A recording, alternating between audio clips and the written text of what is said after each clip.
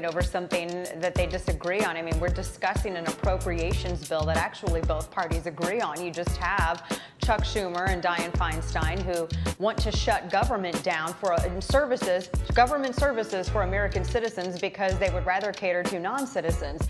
And that's not a very good look as we're rolling into a midterm cycle, I just want to add. But they do agree on spending. It's just they want Congress to vote on adding something that hasn't even been written yet. And I want to underscore that for everyone watching.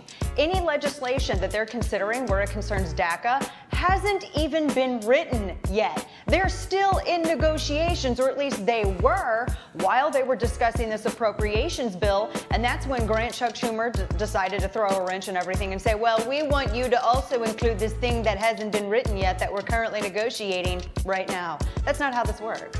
And what Chuck Schumer knows is that we could debate the merits of DACA reform or not till the cows come home. The bottom line is those leaders in Washington, Republican leaders in Washington, had made it clear that they're going to come up with some kind of DACA solution.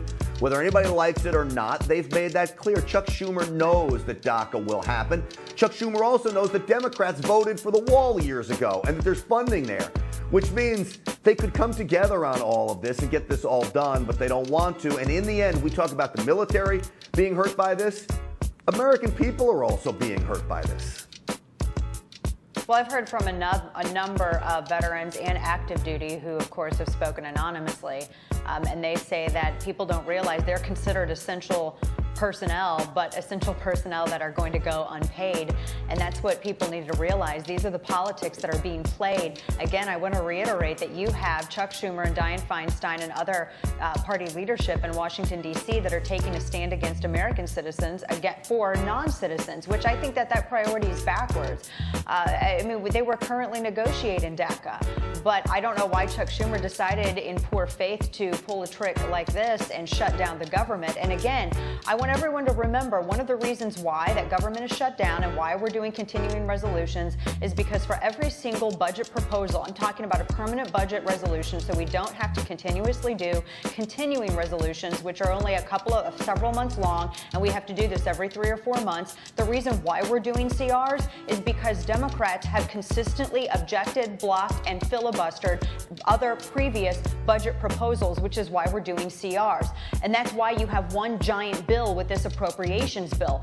Furthermore, Chuck Schumer also denied Mitch McConnell's request to do a simple majority 51 vote, and he insisted that it be 60 votes. And so that's why we're in this particular situation with one large bill and a 60 vote threshold. This was all set up by Chuck Schumer and Dianne Feinstein. And one more quick thing, Grant, that no one else is talking about. DACA was explicitly written by people like Chuck Schumer and other individuals who are screeching about it now. It was explicitly written to sunset this year.